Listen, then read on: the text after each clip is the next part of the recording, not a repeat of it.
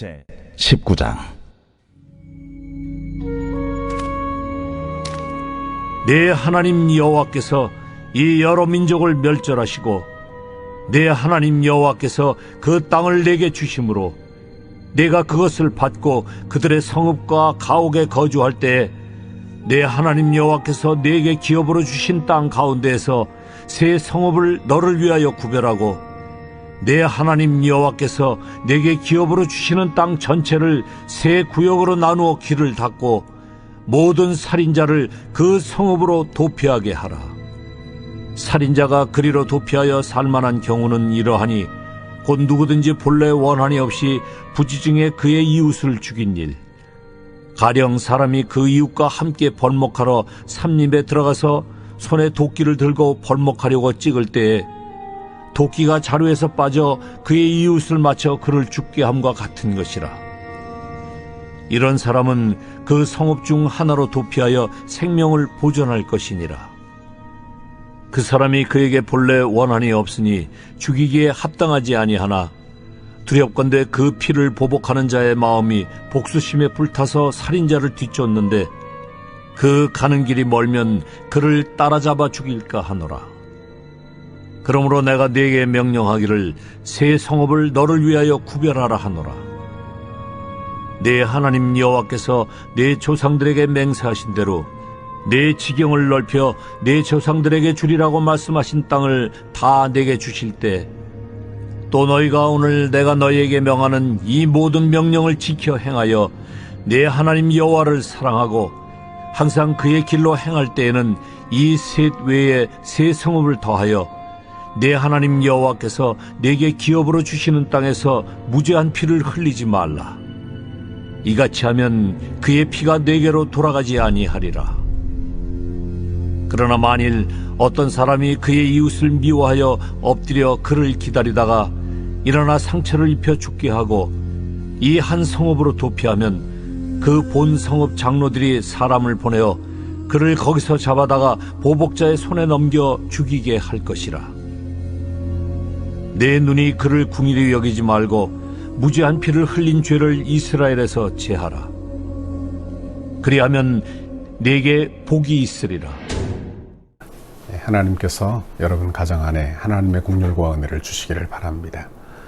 내일은 또 많이 춥다고 하니까 하나님께서 여러분 가정 안에 하나님의 긍휼과 은혜를 주어 평안하고 건강하고 복되게 하기를 바랍니다. 오늘은 신명기 19장 1절에서 13절까지 말씀으로 같이 은혜의 말씀을 나누도록 하겠습니다. 우리는 계속해서 신명기 말씀을 묵상하고 있습니다. 신명기 말씀은 출애굽한 1세대가 다 광야에서 죽고 난 이후에 제2세대가 일어났어요. 그리고 그 다음 세대가 약속의 땅 가나안 땅에 들어가게 되었는데 그들에게 재차 주시는 하나님의 율법의 말씀이 바로 신명기 말씀이 됩니다. 이제 그들이 가나안 땅에 들어가면서 어떻게 예배할 것인가, 어떻게 신앙생활할 것인가, 어떻게 사회생활을 할 것인지에 대한 말씀을 계속해서 주고 있습니다. 이제 오늘 19장에서부터 25장까지는 가나안 땅에 들어간 백성들이 사회생활을 어떻게 할 것인가에 대한 사회생활을 다루고 있습니다. 오늘 말씀은 특별히 도피성 지정에 대한 이야기를 하고 있는데 이 도피성은 부지중에 사람을 죽인 그 살인자를 위하여 은혜를 베푸시는 하나님의 긍휼의 성이 됩니다. 2절과 3절을 한번 보십시오. 내 하나님 여호와께서 내게 기업으로 주신 땅 가운데에서 새 성읍을 너를 위하여 구별하고 내 하나님 여호와께서 내게 기업으로 주시는 땅 전체를 새 구역으로 나누어 길을 닫고 모든 살인자를 그 성읍으로 도피하게 하라. 그렇게 말씀했습니다. 여기서 새 성읍을 구별하여 그곳을 도피성으로 두게 하라. 이렇게 말씀했어요. 그런데 여기에 보면 모든 살인자라고 했는데 이 모든 살인자들이 그 성읍으로 도피하게 하라. 이렇게 말씀하고 있는 것을 보게 됩니다. 그런데 모든 살인자라고 할 때 이것은 모든, 말 그대로 모든이 아니라 부지중에 실수로 사람을 죽인 경우에 한하고 있는 것을 우리가 기억해야 합니다. 그걸 4절을 보면 알 수 있게 되죠. 살인자가 그리로 도피하여 살만한 경우는 이러하니 곧 누구든지 본래 원한이 없이 부지 중에 그의 이웃을 죽인 일이라고 되어 있는 것입니다. 본래 원한이 없이 그저 사고로 이런 일이 일어난 것을 이야기하는 거예요. 그래서 5절에 보니까 아주 친절하게 예를 들고 있지요. 5절을 보세요. 가령 사람이 그 이웃과 함께 벌목하러 살림에 들어가서 손에 도끼를 들고 벌목하려고 찍을 때에 도끼가 자루에서 빠져 그의 이웃을 맞춰 그를 죽게 함과 같은 것이라. 이런 사람은 그 성읍 중 하나로 도피하여 생명을 보존할 것이니라. 이렇게 말씀합니다. 사고로, 부지 중에 사고가 일어났어요.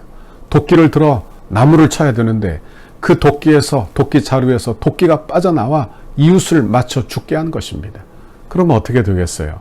아마 그의 형제나 부모 또는 자녀가 마음에 원한을 품고 보복하여 살인할 수도 있는 그런 사회적 문제가 되게 된다는 말씀입니다. 그래서 하나님께서 이 보복 살인을 하지 못하도록 하나님의 은혜의 성을 두게 되었다 하는 말씀입니다. 그래서 실제로 여호수아 20장에 가서 보면 하나님의 명령대로 도피성을 만듭니다. 요단강을 중심으로 강 건너편에 셋, 그리고 반대편에 셋을 두었어요. 그리고 죄인일지라도, 죄인 아닙니까? 다 죄인일지라도 생명이 귀중하므로 하나님께서 그의 생명을 보존하게 하시는 그런 하나님의 은혜의 방편이 오늘 본문에 나오게 되는 것입니다. 오늘은 우리 이 본문을 통해서 생각하게 되는 것은 하나님이 얼마나 은혜의 하나님이신가. 우리가 부지중에 짓는 그런 죄까지도 그렇게 헤아리시는 나의 하나님이 나의 구주, 나의 하나님이신 줄 믿습니다. 그런데 여호수아에서 보면 도피성에 들어가는 사람들은 그 성의 장로들의 판단을 받도록 했어요. 여호수아 4장 4절에 보면 이 성읍들 중에 하나에 도피하는 자는 그 성읍에 들어가 문 어귀에 서서 그 성읍의 장로들의 귀에 자기의 사건을 말할 것이요. 그들은 그를 성읍에 받아들여 한 곳을 주어 자기들 중에 거주하게 하고 이렇게 말씀합니다. 자기 죄를 고하지 않고서는 도피성에 들어갈 수 없다 하는 이야기를 하고 있는 것입니다. 그러므로 이 성의 장로가 마치 재판장이 되어 이 사람이 도피성에 들어올 수 있는가 없는가, 그가 정말 부지 중에 이런 일들을 하였는가 아니면 고의적인 살인인가, 이걸 결정하게 했다는 말씀을 하고 있는 것입니다. 오늘 본문에도 보니까 11절 12절에 이렇게 말씀하죠. 11절 12절에 그러나 만일 어떤 사람이 그의 이웃을 미워하여 엎드려 그를 기다리다가 일어나 상처를 입혀 죽게 하고 이 한 성읍으로 도피하면 그 본 성읍 장로들이 사람을 보내어 그를 거기서 잡아다가 보복자의 손에 넘겨 죽이게 할 것이라. 이렇게 말씀했어요. 그러니까 도피성은 어떤 성이냐? 도피성은 죄인이 들어갈 수 있는 성이 아니라 부지 중에 지은 그런 죄인. 다시 말하면 그 자기 죄로, 고의적인 죄로는 그 성에 들어갈 수 없는 그런 은혜의 성이라는 것을 또한 알게 되는 것입니다. 그러면 도피성은 우리에게 무엇을 말해주는가? 도피성은 바로 은혜의 성이라는 것을 우리가 먼저 깨달아야 합니다. 이 세상에 있는 모든 사람들은 다 죄인이에요. 그러나 그 죄인 중에도 부지 중에, 고의가 아닌 부지 중에 지은 죄로 말미암아 지은 사람, 죄를 지은 사람, 그 사람이 은혜의 성으로 들어가게 한 것입니다. 그러므로 도피성은 예수 그리스도를 의미하는 성이라, 은혜의 성이라 이렇게 말할 수 있는 거예요. 도피성은 예수 그리스도의 십자가의 은혜를 말하고 있습니다. 오늘 우리가 하나님의 진노의 심판을 받지 않고 살 수 있는 유일한 길이 무엇인가? 그것은 바로 예수 그리스도께 피하는 방법인 줄 믿습니다. 그러기에 이 도피성, 이 당시에 이 출애굽한 이스라엘 백성들에게 있는 이 도피성은 예수 그리스도의 십자가의 은혜를 상징하는 은혜의 성이라는 것을 알게 되는 거예요. 도피성 안에 들어오면 안전하게 살 수 있지만 그 성을 벗어날 경우에는 어떻게 되었을까요? 죽임을 당하게 되는 것입니다. 보복을 당하게 되는 거예요. 그렇기 때문에 도피성으로 도망친 살인자들은 일단 그 성 안에서만 살 수 있었어요. 그리고 중요한 것은 그 도피성으로 피한 자들에 대해서는 절대로 내어주지 않았다고 하는 것입니다. 반대로 도피성에 피한 사람들에게 많은 제약이 따랐죠. 왜냐하면 도피성에 피한다는 것은 자신의 과거에 대한 죽음을 의미해요. 자기 죄를 다 고백해요. 그리고 그것을 떠날 수 없는 그런 제한적인 그런 상태에 있었다는 것을 알게 됩니다. 여러분, 도피성이 또한 어디에 위치해 있었느냐? 이스라엘 백성들이 사는 지역의 중앙에 위치해 있도록 했어요. 이유가 뭐냐? 어디서든지 가까운 곳으로 피할 수 있도록 한 것입니다. 도피성은 높은 산지에 두고 길을 항상 닦아두게 했어요. 왜? 쉽게 찾도록, 그리고 쉽게 갈 수 있도록 하기 위해서인 것입니다. 여러분, 도피성은 예수 그리스도의 복음이 전파되는 교회를 또한 의미하는 것입니다. 교회가 어떤 곳입니까? 교회는 예수 그리스도의 십자가로 말미암아 피난의 장소가 되는 거예요.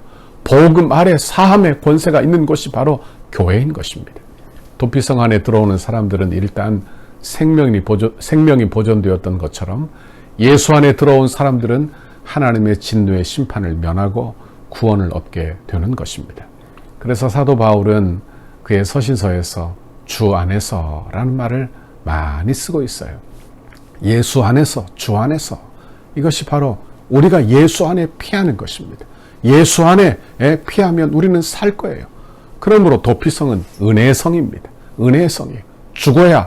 죽어 마땅한 사람, 죄로 말미암아 마땅히 정죄받고 죽어야 할 사람이 살 수 있는 곳, 그것이 바로 은혜의 성 도피성이 되는 것입니다. 교회가 어떤 곳인가? 우리는 우리 주일날 또 교회론에 대해서도 묵상하고 있는데, 교회가 어떤 곳인지 늘 기억해야 합니다. 교회는 죄 없는 의인들만 모여 있는 것이 아니고요, 죄로 말미암아 죄사함을 받은 사람들, 은혜의 성, 은혜의 장소, 이것이 바로 교회가 되는 것입니다. 교회가 어떤 것이 되어야 합니까? 교회는 죄인들이 가까이 할 수 있는 곳, 그래서 언제든지 와서 회개하고 언제든지 와서 말씀 듣고 언제든지 사람들에게 열려있는 곳, 이것이 바로 우리 덕소교회가 되어야 할 줄 믿습니다. 말씀을 맺습니다. 우리는 하나님의 은혜 가운데 삽니다. 그러므로 우리는 하나님의 은혜 받아 이웃을 사랑하고 살기를 바랍니다. 올 한 해도 다른 사람의 생명을 존귀하게 여기세요. 다른 사람의 복리를 존귀하게 여기세요. 그러므로 말미암아 여러분 하나님의 은혜와 영광을 드러낼 수 있기를 바랍니다. 주님은 사람을 미워하는 것도 살인이라고 했지요. 그러므로 사랑하고 하나님을 사랑하고 주님을 사랑하고 서로 사랑하고 형제를 미워하지 않는 저와 여러분의 올 한 해가 되기를 바랍니다. 도피성을 제정하신 것은 하나님의 은혜예요.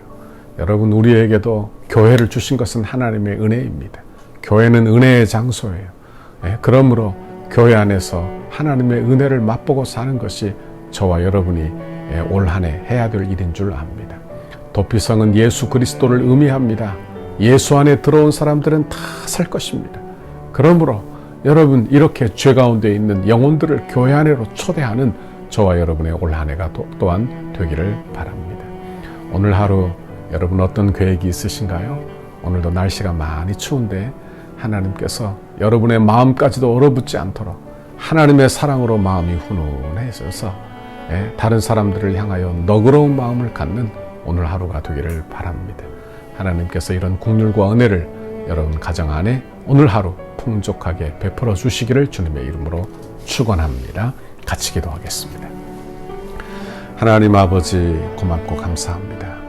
오늘 하나님의 귀한 말씀 들려주시며 하나님의 은혜의 성 도피성을 묵상하게 해주셔서 감사합니다. 하나님, 우리가 예수 그리스도를 믿어 예수 안에서 도피처를 찾게 되었고, 하나님 교회가 또한 그리스도 안에 있는 도피성인 것을 알게 하셔서 하나님 아버지, 어려움이 있을 때마다 주님 앞에 나와 회개하고 자복하고 기도하고 하나님의 은혜의 복음 아래 거하는 믿음의 사람들이 다 되게 하시고, 교회 중심으로, 말씀 중심으로, 은혜 중심으로, 주일 중심으로 올 한 해도 믿음으로 승리하는 우리 덕소교회 성도들 다 되도록 인도해 주옵소서. 오늘 하루 어떤 계획이 있든지 힘을 주세요. 새 힘을 허락하여 주옵소서. 지혜를 주옵소서. 잘 감당하게 하옵소서. 이렇게 추운 날씨에 우리 성도들 건강 상하는 일 없게 인도해 주시고, 질병이 떠도는 이때라도 가정을 지켜주시고 직장을 지켜주시고 건강을 지켜주셔서 능히 승리하고 전화위복을 경험하도록 인도해 주옵소서. 감사합니다. 예수님 이름으로 기도하옵나이다. 아멘. 우리 교회를 향한 주님의 뜻을 이루소서. 성전 건축을 위한 100대 기도문 13페이지입니다. 수요일 하나 되는 건축 과정을 위하여 함께 기도하시겠습니다. 설계를 통하여 표현된 상징성, 기능성, 경고성, 미래성이 은혜롭게 건축되어 덕수교의 건축이 시대를 대표하는 건축이 되게 하옵소서. 하나님께서 지혜를 주시고 재능을 주셔서 설계사의 도면 그대로 정확하고 세밀하게 시공되게 하옵소서. 시공사와 건축위원회 사이에 원활한 소통이 이루어지게 하시고 교회 건축의 모범이 되는 건축 과정이 되게 하옵소서. 시공사를 통하여 진행되는 건축의 단계마다 그 분야에서 가장 신실하며 탁월한 전문가들을 붙여주시고 성령으로 하나 되어 최상의 팀워크를 이루게 하옵소서. 처음부터 끝까지 모든 과정에 하나님의 인도하심을 받는 시공사가 되게 하시고 한치의 어긋남과 흐트러짐이 없이 완벽하고 튼실한 건축 과정이 되게 하옵소서. 부살렐과 오홀리압처럼 정직하고 신실한 마음으로 공교한 기술과 예술성, 안정성으로 섬기는 건축 시공사가 되게 하옵소서. 세밀한 시공을 통하여 성전 건축의 덕수와 남양주를 대표하는 명품 건축이 되게 하시고 한국 건축의 새로운 모델이 되게 하옵소서. 공사하는 기간에 시공사가 하나님의 도우심을 간구하며 성실과 정직으로 공사를 맡게 하시고 특별히 하도급업체나 인부에 이르기까지 좋은 사람들로 채워지는 은혜를 경험하게 하옵소서. 공사 기간에 시공사의 재정이 원활하게 하셔서 금전적인 어려움이 없게 하옵소서. 건축에 조금의 차질이 없도록 모든 건축 자재가 잘 준비되게 하시고 일개와 환경까지도 하나님께서 섭리하여 주셔서 물 흐르듯이 진행되는 건축이 되게 하옵소서. 시공 과정 중 건축에 대한 의견을 나누고 상황을 점검할 때마다 막힘없는 소통이 이루어지는 행정이 되게 하옵소서. 건축이 진행되는 동안 우리 교회를 통해 넘치는 은혜와 복을 받아 사업이 더욱 번창하게 하시고 기쁨으로 건축에 동참하는 업체 되게 하옵소서. 시공사의 모든 직원들이 성전 건축을 통해 하나님을 알게 하옵소서. 시공사가 교회를 건축하면서 더욱 많은 일거리가 생겨나게 하시고 교회 건축을 즐거움으로 감당하게 하옵소서. 토목, 구조, 기계, 전기, 냉난방, 조경, 음향, 영상, 조명 등 모든 분야가 잘 시공되어 정교함과 탁월함을 갖춘 건물로 마무리가 되게 하옵소서. 예수님의 이름으로 기도합니다. 아멘.